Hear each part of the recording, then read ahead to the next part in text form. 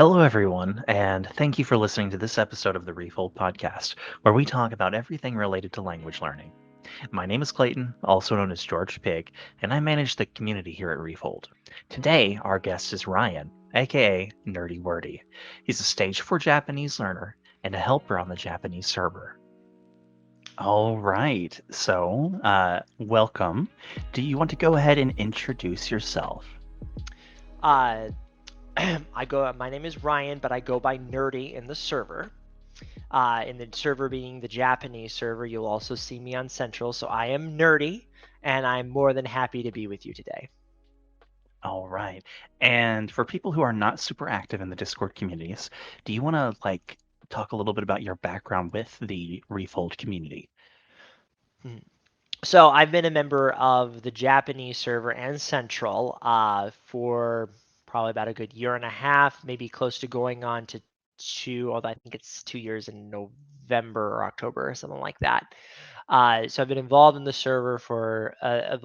Japanese Refold Discord server for about a year and a half or so.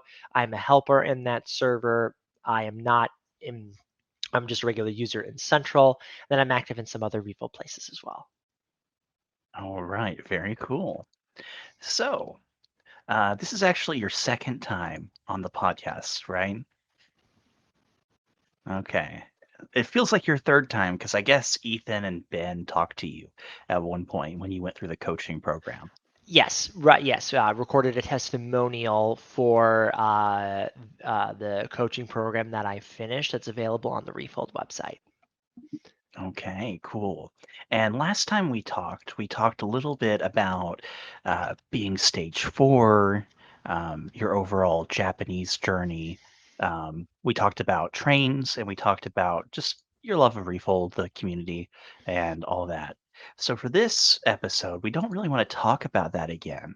We're going to try and avoid those, but if you do want some more of the nerdy backstory, go ahead and watch the old episode because we get Yes, into that a little bit more.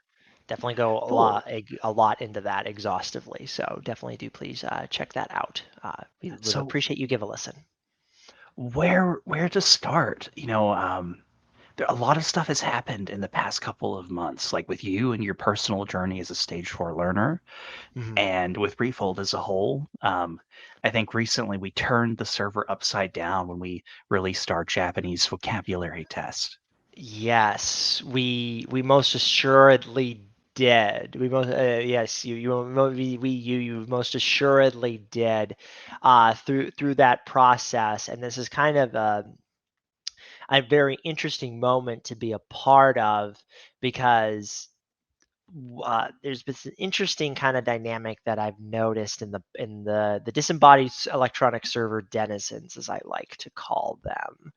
Uh, there's some questions about how am I progressing? How far am I progressing? Is there a measure? Those are questions even I've had, right? And I've become involved with Refold coaching to work to address some of those.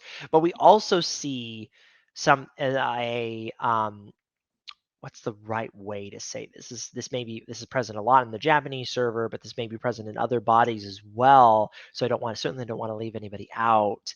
Um, there's a lot Eventually, of there are going to be some vocab tests right for the for other languages. right, Um, right. But on this the subject of like there can be an underestimation of one's competence and a bias that I see and I feel.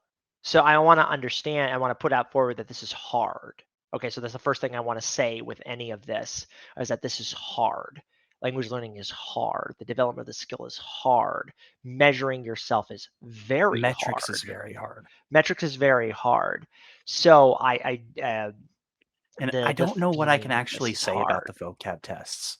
Yeah, I don't know how much is secret and how much isn't, but right. we have a But data scientist. we've released a beta. Yes, we can. Yeah, We've we've released a released a beta. beta, Mhm, and our data scientist, Josh, mhm. and we actually have a PhD linguist as well who does like 10 hours a week. The two of them have been working very hard and consuming all the literature about metrics and vocab stuff. And this is the beta. we've been using it internally for coaching clients when it was the alpha version. Yeah, The I've old done it a version couple was of times and, given it's feedback. changed as we've gotten better at the science, as we've learned more. Mhm, It's mhm, changed. I think it mhm, now has audio. It didn't originally. It now mhm, has some mhm, tricky questions, words that give mhm, us more information about the learner than just mhm, selecting words based on frequency mhm. and a whole bunch of stuff. And I wish I knew what exactly I could say about the Right, science but behind it. yeah, well, at some point, I'm sure we'll be able to, but for the same but for now, we'll just kind of leave it at that. But we'll talk about the experience, maybe if that's Mhm. okay, of measurement and assessment that I've seen happen within the So community. as a coach, I'm Yeah. a big fan of the Uh, vocab assessment because yeah. I'm not in the room with people immersing. Right. Right. Um, so using tools that give us a rough overview of how many, Yeah. we call them folds, but really they're lexemes that a learner knows, And can you lets us. define lexeme for me? Yeah, a lexeme is like a word that is the base form of a word. So for example, go, goes, going, Mhm, went, that would mhm. all be one lexeme. One lexeme. Okay. Mhm. So To iku, cook. ita, ikitai, if we're Mhm. doing for iku in Japanese to go. Yeah, Yep. and it's not just like in the same type of like class of word. Like your cooking is good when I'm talking about your cooking as a noun. Uh-huh, uh-huh. That to cook, your cooking, to be cooking, all of those would still be one lexeme. So it Okay. transcends like verbs and nouns.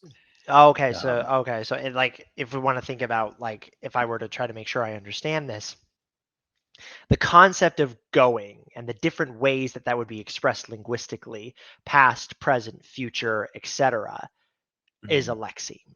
If do I have that correct. right? Or okay. Sort Okay. of. It's like the base sort of form from which all other forms are like derived. Oh, okay. Yeah. Yeah, and that gives us a better accurate because like a better accurate sort of assessment because if you just count word forms, then you end up with like really bloated numbers Oh, like, oh, I know yeah, from a 40,000 words, but really it's right, like and if you're to 5,000. yeah. So, in you bring up a really interesting point about measurement. Mhm. About measurement. I'm not a data scientist, but I am a data engineer, right? So again, just to get just the 5-second version of what that is for any of you, for all of you watching or listening, a data engineer is a tech professional who's focusing on bringing, moving, and organizing data for play. So data scientists, in a way, are our customers. There's a way we could think about that. So Josh and I, if theoretically if we were working together, I would be building the data and all the stuff that associated with Josh. So we're kind of in a similar vertical as it would be professionally here. But to think about kind of measurement, there's a fantastic book by a guy by the last name of Hubbard called "How to Measure Anything," and it's really meant for the audience is business business people for fuzzy concepts like customer satisfaction or quality, right? And he defines something as a measurement is a way to reduce uncertainty and reduce a probability, and if we can gain on a reduction in uncertainty, then we've accomplished the aim of a measurement. And there's a whole bunch of other stuff associated with that, but that's kind of like a 10-second word. So when we have this vocab test, we have you're not testing somebody's entire knowledge of the Japanese language or whatever it would be. Um, or whatever it would be, but we're getting a reduction in uncertainty about what we could know about someone. And I understand, like hey, what you were saying, like, hey, you're not in the room and they're nursing, but this is kind of a check. And we see how within the what I've seen within the Refold community, there's been a lot of questions over time about how do I know if I'm making progress or whatever. So this is I can see this as a very welcome development in that respect. With kind of the social play out kind of that, right, is just kind of a really interesting thing as I've seen in the community, as which kind of got dovetails to kind of another topic that I've seen a lot with people, at least in the Japanese server, and it may be in other places too, I just haven't been there to witness it, right, is this phenomenon where learners, and I am literally just as guilty of this, I have had to be argued, I am not joking, argued up to higher levels. So, like, pot call the kettle black. Let's just put that right there. Yes. Okay, so just just full clarity. These words apply fully to myself, right? Is a persistent downgrading, downplaying of one's progress or abilities. And I noticed that a lot of users would take these results not as something helpful of, hey, here's something we can do to measure your uncertainty, but here's a judgment on your Japanese or your abilities or whatever. What one users used the phrase, the great Refold test said I was this, so therefore I am this. And I'm like, okay, wait, maybe we don't necessarily need to go that far. Right, we want the reduction of uncertainty with the measurement, but it's part of a basket of factors, and there's a lot of there's additional uncertainty, and there's probably more things to kind of tweak around a measurement of, like, could someone perform this or that or whatever. So that's just something interesting that I noticed. These are just my opinions and my observations. They do not constitute any official proclamation on the behalf of Refold, thus saith Ethan, or anything of that sort. This is just some things that I've noticed and some musings that I've had on the subject. Yeah, and I understand that some people have odd ideas about metrics, especially in the Japanese community. There's the vibe like, oh, the N1 test doesn't matter. But from the perspective of a person who like coaches people, I see a lot of value in having a rough idea of where they are because, like I Mhm. said earlier, I'm not in the room with them when they're immersing. I Right. can't tell how their comprehension is or how their word coverage is. And using the vocab test in combination with tools like JPDB, which give you like a rough estimate of like how many unique words Mhm. are in a series Mhm. or a book, it really helps optimize content. Yeah. Going from something like Usagi Drop with 2,000 unique words is going to be a very different experience if you go to something that has triple that. Oof. Um, Right. so, Right. So I guess the point kind of with this, we can think about this in relation with something like confidence, mhm. right? Is that assessments are tools and they can be helpful tools, but there has to be sort of an emotional commitment when you're taking these things. Not turn it around to say, okay, now I'm going to condemn myself, Mhm. right? I'm bad. I'm this. I'm that. And there's uh, kind of a psychologist. I won't mention his name because this particular practitioner has garnered controversy from one side and other sides and different things or whatever. But there's one important thing that I noticed that I saw that this individual mentioned that I think is worth sharing, namely that we have a tendency to look kind of at the totality of things, pick out the bad, and be like, oh, yeah, I stink, right?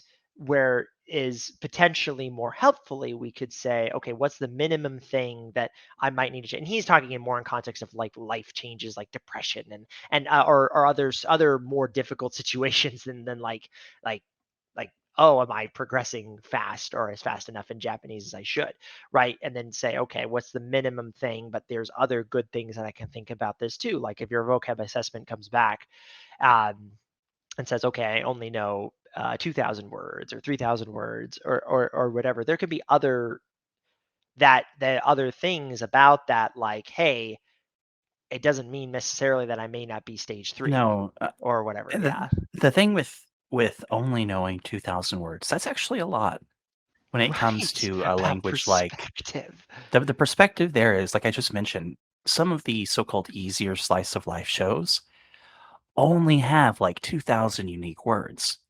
So if you know 2,000 words and some change, you're likely going to understand the bulk of that show. Um, Right. Right. Which if Putting you it think into about, perspective, right. and even then, for like usual adult speech, oh, what is his name? The linguist from New Zealand. I cannot think of his name. Paul Nation. Paul Okay. Nation says that something like 4 to 5,000 unique words makes up the bulk of daily life speech. So if you know Yeah. 2,000 words, you're halfway there. Okay. So then from another confidence perspective, we can kind of dwell on that and be like, hey, you know 2,000 words. Good job. Right? A For good sure. job. And if you want to say the minimum thing that needs to be amended, you're like, okay, well, I need to boost that. Fine. Okay, we can have that as a measurement, and there can be a good portion measurement, but we shouldn't let that tear down our confidence in any respect about where we're going and what we're doing. So it's kind of the emotional thing about assessments and measurements, that they can be helpful and we want to do them, but we shouldn't let that kind of train wreck the the confidence and the ability to go forward. Because the single biggest thing that's going to wreck me, right, is if I had less existential I can't do this moment, right, which doesn't have any bearing on the facts, right. It has everything to do with my perception of the facts. So at least that's my musings. Take them or completely leave them. For sure. And when it comes to sort of things like word coverage, it also doesn't necessarily directly correlate to your ability with the language. Mhm. It's important to us as refolders and immersion based learners because word coverage is like one of the best ways, as far as I can tell, to Mhm. like sort of estimate your comprehension. But Mm. you can be very, very competent in very, very narrow domains with a lot Mhm. fewer words, and you can have good vocabulary. So you see this a lot with people coming from the audiolingual method where they drill, drill, drill. They might have flawless responses for a very narrow slice of life. Right. Um, Right. and Yeah. Well, I was again, very similar to that. Yeah. yeah, it's all about goals. It's all about goals, what you're doing with the language. And languages are massive. I, as a Endless. native English speaker, still run into the odd unknown word, and it's not even always like totally. I used to give a domain specific word to lignite, which is a type of low quality coal, and I don't even have to do that anymore because I've run into some words that are like just rare, but they're not like specialist words like lignite would be. Yeah, Um, lignite would be like a geologist or a power energy person or something like that would be like, yeah, this is kind of interesting. Lignite or anthracite for mhm. that's another type of coal. For that, the trained people will know because there was Oh, a whole big shabam with that particular type of coal burning cleaner, in the sense of like no soot would go on people's clothes. Right. So okay. there was a thing where this advertising campaign lady was like, "Oh yeah, we have this thing with anthracite." And there was like some song about it too, or whatever, like that. But like that's something like a specialist would know that. But there's other words that are just like legit, like rare. Mhm. Now let me see here. So, uh, when it comes to the number of times to see a word, what are your thoughts on that? So I I have some thoughts I again want to hear based your on. thoughts first, You want to hear mine? because you're So the based more in on tune with kind of the linguistic stuff than I am. I'm just a yeah, word. so based on and Ethan hates this number 12. Like Okay. why 12? Well, that's because that's what Paul Nation says. It's an Okay. estimate. It's actually more like a range. Like Okay. some words can be 9, some words can be 15. Hmm. But if pressed to give a number, Paul Nation would give the number as 12. Um, Hmm. Hmm. and yeah, I think that 12 is the number that I would go with, just Okay. because I trust Paul Nation. Okay. And I think it differs based on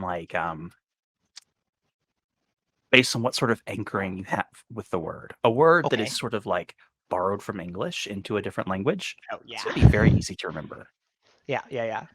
Yeah. The Swahili word for blue is bluu, blue, like borrowed from English. Very easy, Straight uh, up. straight up. But then there are some words that are like, okay, like I kind of get this because it kind of sounds like this totally unrelated word. And I personally find that sort of anchoring to be like very easy. Mhm. Mhm. Mhm. I hear you. So my usual example for that is like the word for horse in Russian is or sorry, the word for where in Russian is kuda. And I remember that because the word horse in Indonesian is kuda. So uh, it's almost like the way I perceive it is like assigning an additional meaning to a word I already know Uh-huh. versus Uh-huh. learning a whole new word. And thinking about kind of the network of synapses, just to kind of riff off of this in a completely uneducated manner, because I am not a neuroscientist by I any am not means. either. I enjoy following a few, notably Andrew Huberman out of Stanford. He gives, I think, really good things that are interesting to consume. Um, uh, like linking things together. That's kind of the logic behind Hasig's remembering the kanji, right? Is to try Sort to of like build those mnemonics. exactly, right? Exactly. So we're And about people how you're people able think to of do that. mnemonics as like this looks like a hand and it's a fish and you tell a story, but really I think you can make mnemonics just based off of like similarity, you know.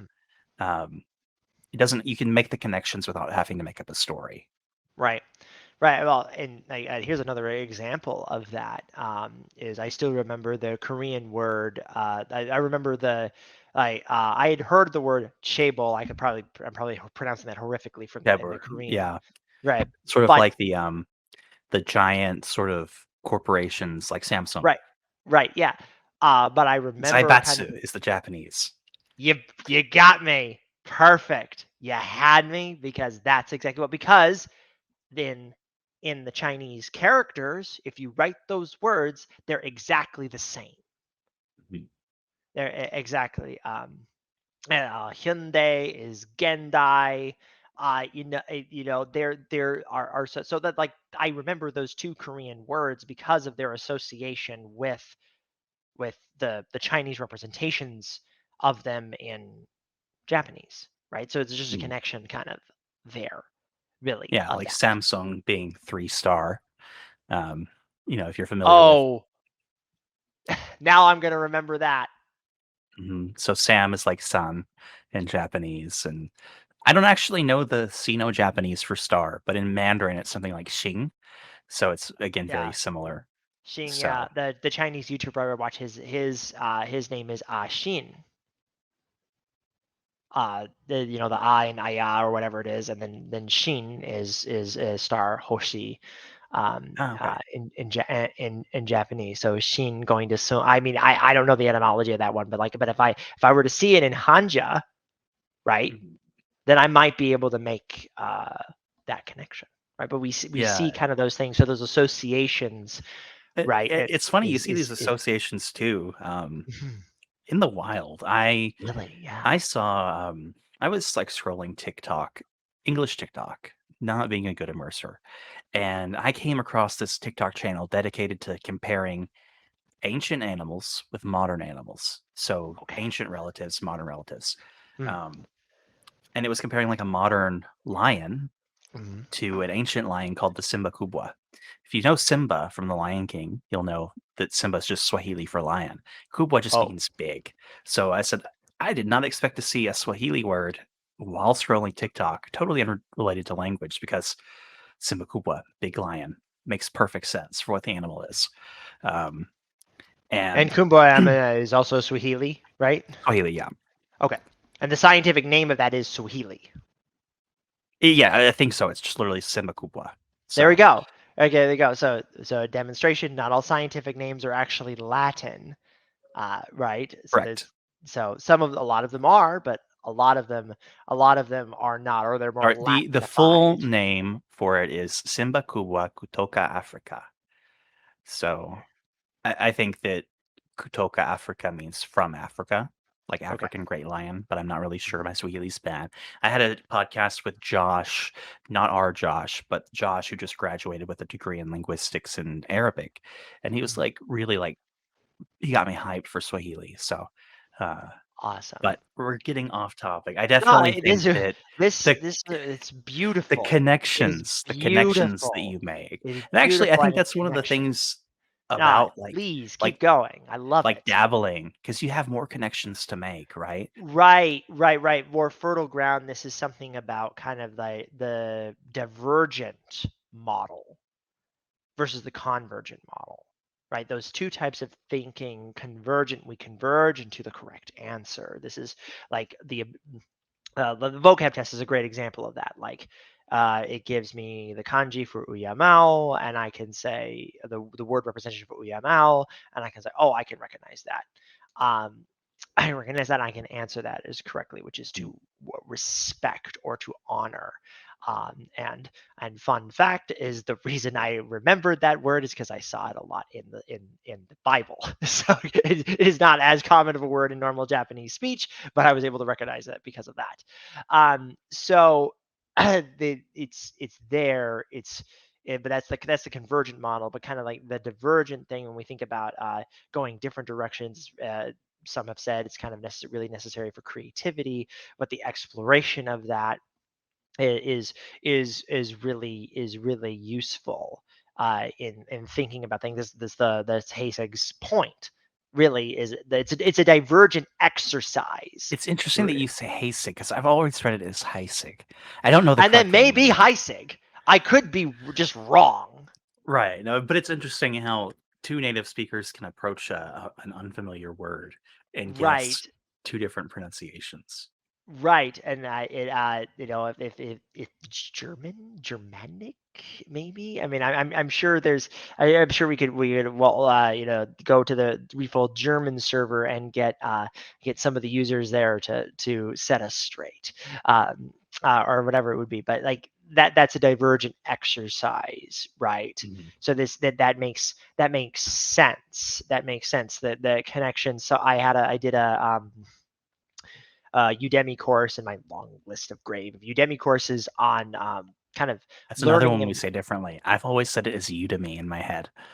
Udemy is like, I think the right way of saying it, but I say Udemy because I think I'm just wrong. But I've said it that way too much, and now it's burned into my brain. I think Udemy is right because like you Academy Udemy is probably what it is, and I Oh, I probably just have need no. to be I'm just getting better again. at It's that. just another example of like two native speakers Which is fair, which is approaching 100% something fair totally and differently. and and beautiful. Um, but it was about mnemonics and learning processes and stuff like that. And they mentioned stories and imagery and stuff like that or connections as a really good way to remember things. So it makes perfect sense, right? And that's on how you're remembering the stuff. It's a good thing, or which ties into that. The how many times do you need to see something, right? Is Anki the same as seeing it in a different context and immersion? I mean, I don't know if I would think they would I be, but that don't is know. So helpful. I again, don't I know. It's this is a difficult. guess from me. I don't know at all. This is just a guess based on my experience. Mhm. Mhm. I Mhm. don't feel like they're totally the same. Mm. One common example I see with coaching clients is like, oh, I recognize this kanji in Anki, but not in the wild. Or, oh, I recognize this kanji in this compound word, but when it's in a different compound word, I don't recognize it. So Right. I'm not quite convinced, based off of my experience with clients, that recognizing a word in one context necessarily applies No, no, no, no, to no. another context. I do believe if we Matt versus Japan did have a segment on that context specific memories was something that I do believe you mentioned at one more, and this is something I could to actually really speak to that. I was at like Anki main before I found Refold heavily, and so then that kind of thing happened. So I can definitely see that, and I have noticed if just anecdotally, really to speak here on a pure anecdotal level, that like it takes like I needed to make like two separate cards for the Uyamao example. That's I can actually recall this and actually like from my brain actually bring it out to you, which is not the case for a lot of these words, right? So there's a different level of recall here, being able to recall on the fly on something else, which is different than seeing it in a card. So there's a whole bunch of different things here, but like Uyamao specifically took me a good couple of flashcards really to get a bunch of repetitions to start to kind of latch in on it and actually seeing it in the vocabulary test, at least the one that I did, actually was like, oh, here's another context. Now I can start to remember this. So that's interesting in terms of the number. What I would see how to think, 12 sounds like a great number. I've read some things about 17, but I haven't done the linguistic study that you have. So I'm willing to go and defer with 12 on that and say that's kind of makes sense. And then I would also maybe, just I for the don't feel like the purposes, difference between 12 and 18 is that big in the it grand may not scheme of it things. may not be really. Because, Yeah, like, in the grand scheme of things, you're realistically going to see a word several hundreds of thousands of times over the course of especially speaking a especially language. of course, and something I did kind of notice a little bit. I'm starting to see this, that universal words really are universal. Like if You it's a mean words that common are word. in all domains? No, I mean, yeah, like words that are common across domains that are not specialized, right? That are not super specialized.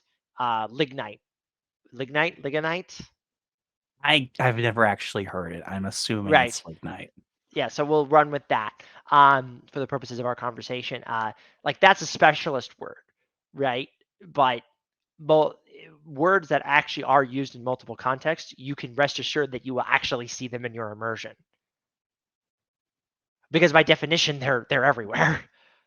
And so, I mean, maybe that's kind of the no duh moment of immersion, but I am kind of starting to see that, and then kind of that tying with Anki as the sub, and then which is why we think about a lot of times Anki as supplemental material, right? That those kind of things kind of mixing together. My I argument can that I see. always give clients who get sort of frustrated with not remembering words in Anki is Anki is dumb. And what I mean by that is it doesn't think. If you Right. put a piece of information into Anki, Yeah. Anki will grade you on it and give it back to you based on its algorithm, no matter how important the word is. Right. So, at least going off of JPDB's database, what I have seen is that any given show Hmm. tends to have about half of the words used only Hmm. one time.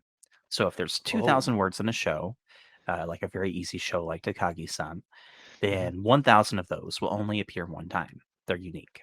Okay, Um, interesting. Okay, so you got kind of a heuristic here. Like half of the unique words you'll only see once, mhm. if you want to think And about that. my sort of argument here is that you can put a super duper rare word, like if an English learner is not interested in geology, they're not a geologist, they don't care about trains or coal, and they put Mhm. lignite into Anki, Anki does not take that into account. Anki is going to give it to you based on the algorithm, Right. and you will repeat it over and over and over until you get it or you don't, or you suspend it, because Right. Anki is not thinking.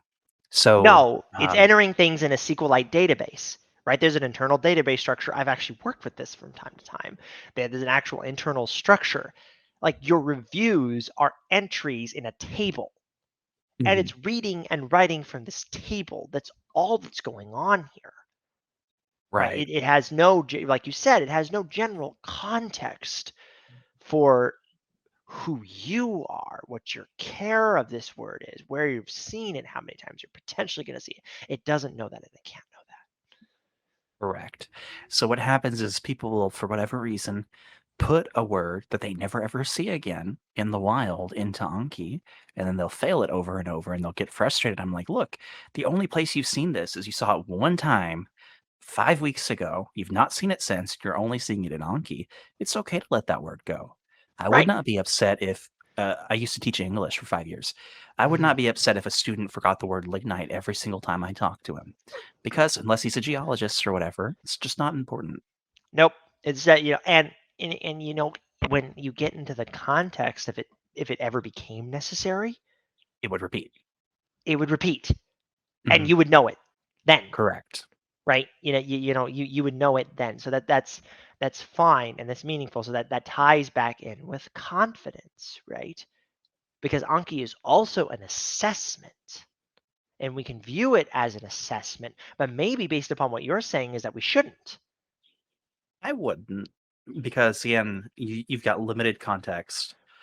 Um, Even sentence mining with the best sentence mining deck ever, with an animated GIF of the scene, with the audio of the scene, whatever you do to make your Anki deck great, that's still just one context for the word. It's like a Right. slice of a word, and words are multidimensional, and they mean slightly different things if they're said in a different tone or by a different person. Um, and yeah, it's just not super important, I think. Right. So We then we always say come that back to just Refold. immerse, bro. Yes. Right. We come back to the holy three words, the incantation that we as refolders love to say, and which makes which makes sense in the different contexts. And I can give you a kind of an example. Maybe, I mean, it is a word that has, not that many dimensions, jintian, in Chinese, and I could be pronouncing that badly. So the heads up on that. I'm not, the early output memes for my stage, 2A Chinese. It's under super slow boat, but I've seen that word a lot in lots of different contexts, because the Chinese YouTuber I watch opens his show every time by saying, "Jintian Aixin blah blah blah blah blah," right? Which city in China he's in, and what road he's on, or whatever like that, and he'll say that. But I've seen that a few times, and I know, oh, okay, this has the context of today, right? And and I saw that many times, and I was able to recall that from memory, right? On the fly, in context with you, simply because Ashin had said that to me in his videos 2, 3, 4 times, and every, through the course of the different videos, when I watch those every single week with a friend of mine in China, right? So do you see kind of the example of what that is? I've never made a Anki card for Jintian. I've never done that. Right? I don't even have sentence binding really set up in Chinese, really. So, that's kind of an example of what we might think about that. Not to say that Anki isn't helpful for my Japanese. Yeah, I'm still doing that. I'm still sentence binding every single So, day. and this will be actually kind of interesting to tie in to a future episode. Right. I'll be interviewing Crush, who is the admin of the Cantonese community, Mm-hmm. and he's been a language learner for a long time, like a Mm-hmm. long time, like 13 plus years. Like Yeah, he's been on the scene. he's approaching. Yeah. Yeah, he's been on the scene for a long time, and he's Oh, led on an the scene interesting actively. Yeah. life. Mm-hmm. Yeah, he's led an interesting life. He moved to China, uh, you know, eventually got married to a Chinese person, Mm-hmm. and he moved to Basque Country in Spain where they speak Basque, and lived Ooh. there for a couple of years. And he's traditionally done a mixture of textbooks and immersion and flashcards. Mm-hmm. But about a year ago, actually, Mm-hmm. I sold him on the idea of learning Filipino. Okay.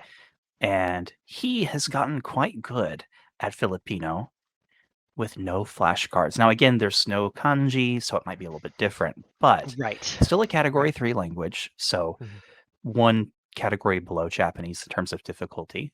Mm-hmm. And his approach was just to reread graded stuff over and over until he could move on to native stuff. And he did a no flashcard, has not touched a single flashcard, no Anki, no memorize, nothing. And he went from he not knowing any Filipino a year ago to now where he's like pretty comfortably reading like YA type novels. So again, you don't That's a massive necessarily feat. need it That's a is, but he that's a did do massive feat. repetition. He did do Right. repetition Right. So he's still doing repetition, right? And he's still taking advantage of the spacing effect. He's just doing it on his own time. on his own time in a kind of a When he different means. I mean, when when when he he feels felt like like it. rereading, yeah, when he feels like rereading a story, he'll go back and he'll reread it. Okay. So So he's still taking advantage of the spacing effect there. for sure, And still but kind he's of not working on the using Anki. right. He's not using Anki, which, hey, I could see it. You know, I can and respect that. I I can can respect, respect that. like that's something that unfortunately we don't see a lot of in the Refold community. We don't see a lot of creativity with the learning process. People see one or two successful pathways and they copy it. And it's always interesting to see somebody formulate like a hypothesis and then go and test it. Like, Right. what would happen if I learned this language that's Austronesian, not related to any other language he speaks, from scratch just by rereading stuff over and over and over and over? Uh, and it'll be a very sort of, it ties in there because I don't think Anki Right. is a tool. Mhm. It's not even a required tool. Yeah. So what we tell clients is we call it priming. It's a priming activity, Mhm. along with doing a grammar lookup, a grammar Mhm. reference. Mhm. Uh, it's a priming activity. The goal is to get you to prime yourself on the grammar point or on the word, and then Mhm. go see it in the wild.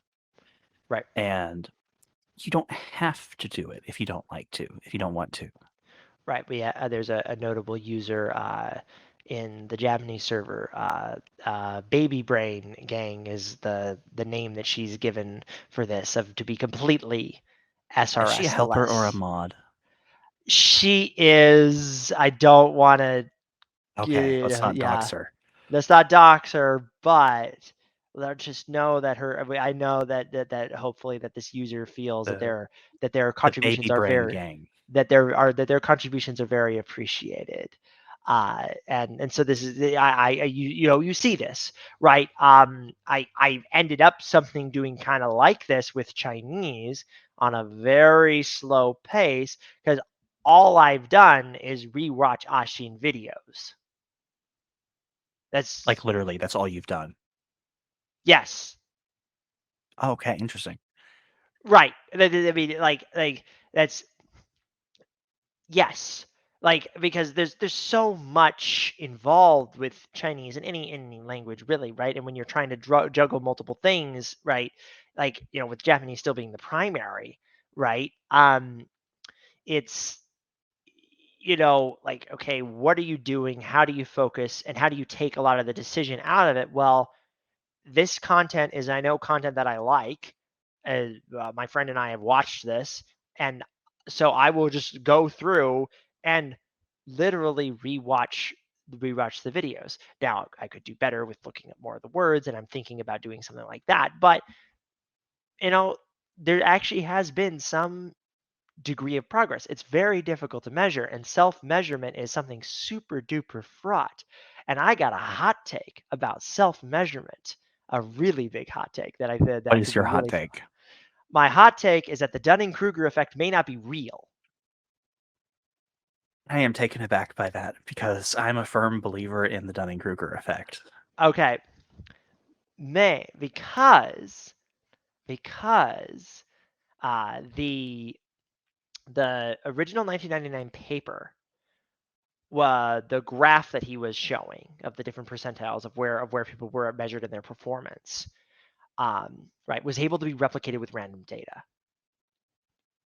Um, now, I don't um, know what that means. so what that I means, recognize the words, but in this context, I don't actually know what you're communicating. right? So let me try let's try this again. So now we're having a language exercise of like what did I say and how did I okay and how I can communicate this, right? So okay, if you're observing something and for something to be reproduced, you need to reproduce what the findings were. Okay, so in 1999, they conducted this experiment. They conducted a measurement, right, of these individuals and their assessments of what they thought they would get versus their actual performance, right? And they produced a graph. And if whatever you're measuring is real, right, then you should be able to that shouldn't be able to you be able to get the same thing with random numbers, Gotcha. right? And so at least the claim, I'd love to send you the paper, and there could be more than enough to be discussed about this. It would Doesn't be mean that there interesting if is. we posted the paper in Yes, the actually, YouTube description. I literally got I've got, where is it? Okay, I've got, I have a link that I'm going to send you right now, from a journal called Numeracy. That's the actual paper. I just DM'd you it.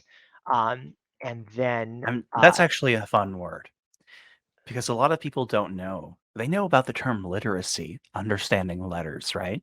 But a mhm. lot of people have actually not heard of the term numeracy, which is understanding numbers. Right, because It's that's actually something. Mhm. we take it for granted in modern human society that everybody is numerate. Everybody can count. Numerate. I love it. I love it. Yes, It in makes addition to being sense. literate, you can be numerate. But there are some societies, most controversially the Piranha people, or Piranha people in the Amazon, Mhm. that are not numerate. Okay. They don't have numbers in the traditional sense. They think in small amount, medium amount, big amount. Oh, So okay. if you were to hold up, 10 sticks and 15 sticks, they would give you the same estimation for both of them because of how they conceptualize numbers. Right. I'm So following you. that's a I'm whole following other you. thing. And I Right. was in remedial math. Embarrassingly so, as in we took off 2 of my credits when I graduated because my school administrator was like, we think that this would be embarrassing for you, because I was like really good and had good GPA in like everything but mathematics. I've personally always struggled with numbers, and my college roommate, he actually got diagnosed with dyscalculia, which is like dyslexia for numbers. Okay. And I never got diagnosed, but maybe had I been born in a place that wasn't where I was born, in a rural, poor area of America, maybe I Mhm. would have gotten diagnosed. So the whole Mhm. concept of numeracy is fascinating to me as Yes, someone who it has is. traditionally struggled with numbers. I yeah, numbers. Speaking as a data person, numbers are hard. Numbers are hard, and especially figuring out what they mean, and like it's hard. We have calculators for a reason and programming languages for a reason. So that do this right. There's a sense of that. So this is a skill. That's something that. So I definitely can empathize absolutely that numbers are hard, 100%, 100% to that, and see that. However, this is just kind of a hot take with that like in this particular instance, right? That at least the Dunning-Kruger effect as it's been commonly reported, meaning that if the less competence you have, the more The more confident confident. you confident you think you are, right? The variables of performance So and yep, the way that looks is you often see at the peak of Mount Stupid, where right. The people peak have of the very peak of little Mount Stupid, yeah, competence, but they have very high confidence. And traditionally, as they get more competent, their confidence dips until they become experts, and then it goes back up. It peaks again. That's sort of the right. image that I have Right, in right, my head. which is kind of the that is the understanding of the effect, right? That is the understanding of the effect, right? There has been some academic dispute over this, right? As is common in science, and just a reporting thing here is that at a minimum, kind of like the graph that was shown, like that of like the 25th percentiles of the quartiles of the confidence things versus that was able to be replicated with random data. So that kind of calls into question a little bit about this So specific I just thing. skimmed the abstract of this Yes, document. I didn't want to take too much of my attention away from you, but it right. seems like the conclusions that they came to was that people are actually better at self-assessing than we have traditionally thought. Is that the hmm takeaway? That's kind of a takeaway, namely that eh, that self-assessment is hard across the board, across the board, and it's always going to be a massive range. Um, but you're not as bad, and as you get better, your window does shrink a little bit. Now, the authors do mention something about an overconfidence bias, right? An overconfidence bias, and I know we definitely like we do always want to really caution heavily against kind of the mindset that I know this stuff so well, and I'm or whatever, right? Like there was a video posted about Sora the troll, who is critiquing these people who are not competent in Japanese on an objective level, right? Not saying anything about them at all, right? But just as they were not he was a Japanese person evaluating their abilities, going like, they're not there yet, right? But they would think that they would be, right? And so that there is something absolutely there, right? But what I am really starting to wonder, based upon kind of the research that was done, in 2017, looking back at the 1999 paper, right, is maybe isn't looking exactly like the calibration is such that when we're at least skilled, we have a tendency to think that we're the most skilled. I mean, an alternative explanation maybe maybe a feeling of confidence boost when you're starting engaging with the language or the skill or whatever it is, and you're like, hey, I can actually do this, and you're actually starting to see some success, right? And that could be easily a trigger for arrogance, which we definitely want to avoid, right? But it's, hey, just having a hot take So and putting it on the again, just podcast. my personal experience with the Right. Dunning-Kruger effect. Mhm. Many years ago, when I was just a baby Filipino learner, Mm. I was able to be understood. Mm. Um, and I was able to communicate my needs and have things met, but I didn't know what I didn't know. And I didn't know that I Right. was making mistakes. So one time I asked a friend, I said, how much to make a table um, in Filipino? But really, what I was trying to communicate was how much to have a table made. And he was like, you're kind of like saying this weird, like the way you're saying it is like you're going to actually make the table yourself, Right. which is a whole different concept from having a table made. So magkano Mhm. gumawa ng mesa versus Mm. magkano magpagawa ng mesa. Two Okay. different affixes there, two Mhm. different meanings. Mhm. And I had Mhm. not really fully acquired that affix yet. And that was the first Mhm. time that I actually reanalyzed my ability and said, maybe people understand me because they want to and they try hard. But maybe I'm actually making a whole bunch of mistakes, you know. Right. Right. Right. Right. Um, Right. so I feel like I've been on the peak of Mount Stupid before and gotten Yes. down. Yes. And I can see that. And this happened with my Japanese too, right? From an anecdotal perspective of inflation of an ego. Mhm. Oh, absolutely. I just completed my 2 years of high school Japanese, and I was driving to school, and I would tell the stoplight to change and stuff like that, and I was like Mhm. oh yeah, I've got I this. Ryan's also gonna took come in. 2 years of high school Japanese, and I definitely thought I was the shit. I was the best in my class, but I walked away not knowing much. Right, right, and so there is always a We used a humbling. series called Japanese for Young People.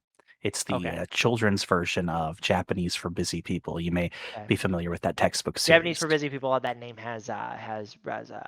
It's like a has classic textbook, sort of mm, like old, kind of like older than Genki, you know. right, So the right. But it's like, and yeah. So I understand, and I can really see, and like and a quote from my Dunning himself was something to the effect of, "We always want to be careful."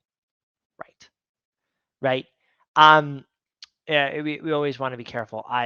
But my hot take and my proposition for the discussion and for the chat is about that specific measurement, that specific paper, and those specific kind of archetype that we I'll think have about to those read the things. paper between Yeah, now and when the podcast goes live right. Because so I that mean, I I mean, can I'm discuss it. hoping we can raise enough hackles that they'll at least be stirred a little bit of discussion, right? Because what I see here, at least socially, is the assumption is that, like, oh, I'm on the peak of Mount Stupid, right? Well, you may be. I think That if you could know be, you're I think but if you know if you're you on the know it, peak you're of Mount not Stupid, you're not at there. the peak right now. Right. You So you might have been on the peak of Mount Stupid a few days ago, but I think if you're self-aware to know what you don't know, you're descending from the peak of Mount Stupid. yes. So it's I mean, I wonder if it's more, right, for the sake of just kind of the discussion here. I wonder if it's more about an ego thing versus like maybe, like, yeah, but that's kind of the hot take. I've got the paper, right. We could like chew a little bit about the results. I mean, the overconfidence bias, yes. Like there was something they mentioned about how most drivers rate themselves as better than average drivers, and like that's Lord, I'm an mathematically awful impossible. driver. I'm an awful driver and I'm aware of it. I I I'm am probably from mid at best. so I always assume that people I meet are from actual places. So, my hometown. I'm not going to say it, but my hometown. It's a town of like 60,000 people. I tell people that's my hometown. It's not. I'm actually from like 30 minutes outside of that town in an unincorporated community of like 290 some odd people, Mm, last I checked. mm, So when I learned to drive on these country roads. So mm. like No, ready to take driving in you the middle of home. nowhere, yeah, well, it's totally a different experience. So the times that I had to like go to Louisville or like a big city, I was like acutely aware that the skill that it takes when you're basically alone on a back road is very different from like managing 5-lane traffic with drivers coming from all directions. So I I'm definitely feel like scared I'm an just awful I'm driver. scared just hearing about this. Five. That's a lot to manage. 5 lanes up where I'm from.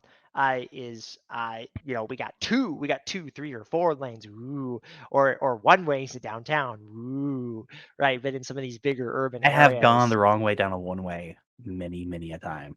and then it's like, oh, that's the scariest thing. Isn't that just the scariest thing? Because you're like, why are the cars coming at me? Right. So yeah. So there's there's that, an overconfidence bias But seems to be the there, point but is that people tend to be overconfident. The majority of people think that they're better than the majority, which just is not possible because if it's not. it's No, statistically not possible. You can't no, be the majority of people cannot be better than the majority, right? There has to be no, people who are better, which would no. put Yeah, yeah, because that would basically just mean that they're average, correct. So I right? guess one way of thinking about it, again, not a brain guy, would be that maybe the average is better than they thought. Maybe Could be. they Yeah, discredit the other people more than they should. right. Right. But there's yeah, absolutely. Right? And in the subject of driving, right, we could definitely maybe think about that way. You may not be better above average the driver, yet anecdotally in my experience, right, there is lots of traffic deaths, and we absolutely do feel for them and those families, and on no way, shape, or form paper overing that in any way whatsoever. And it's not like there's a traffic accident every single day, right? When I'm driving around or whatever, most of the time, everybody's fine, right? We're aware, we're getting where we need to go. And that ties back kind of within the confidence thing of like, you you may You know, or may there's a not flip be, side to this. yeah. There's a flip side to this. So, um, there's something that people who are affected by clinical depression Hmm. may have called depressive realism. Mm, And it's the hypothesis that depressed people do not have the same inherent positive self bias when it comes to things, mm, or even positive bias in general. right. And the Yeah. hypothesis behind it is that depressed people make better estimations than non-depressed people. It's controversial. It's not like a set in stone thing, but the proponents of this theory of depressive realism think that depressed people actually do not have that same sense of positive bias when it comes to things. Yeah, I can see where you're going with that. 100%, right? Under I guess I can definitely see that. I guess the caution, but this is just anecdotally from what I've seen with fellow Japanese learners. In particular, this is where a lot of this is coming from. And literally myself too. Like I said before, I was argued up to advancing, right? To become a We stage talked full, about this in the right. last podcast, so Right. definitely for people wanting the full Yes. story, Yeah, go buy the give full that a listen. story, right? Go look at that, right? Like I was literally told The by TLDR, Ethan, it's by like Ethan 15 years of himself. learning. Yes, You 15 plus, right? Yeah, had to 15. be Yeah. argued that you were better than you actually felt like Yes, you this were. literally happened like twice. Right. So in no way, shape, or form am I saying that I am immune to any of this. Right. Um, so I get this. It's just, I guess, the hope that I might have, particularly for Japanese or for anybody else, is that we don't necessarily have to evaluate ourselves so poorly all the time. And that's not, I think, as constructive for us when Japanese learners or whatever learners or any skill really in general, that the point is to continue going, right? The point is not to be like, oh, I have passed this benchmark and I get the achievement and everything is beautiful. No, the point is to keep going. And a perspective that you're worse than you actually are, like you should get objectively where you are, but if the perspective that you're worse than what you are, right, isn't maybe as helpful in continuing to go. Yeah. I don't know. It's a whole can of worms. Totally. Uh, we are about to be at time. So before we go, what is your parcel of wisdom for us today? What is the takeaway you would like for our listeners to have? And we went a lot of places, but I think the biggest thing that I want people to kind of remember is that Actually, man, I totally wanted to ask you about your stage 4 journey and like you're actually studying data engineering in Japanese right now and like yeah, I really let's there's do that. another episode. Okay, there's I another guess. episode, but the teaser I'll give, for that is that rewriting things works. Rewriting things works. And then as for a takeaway, you are an infinitely valuable human being, worthy of endless appropriate hugs. You are not nearly as bad as you think you are.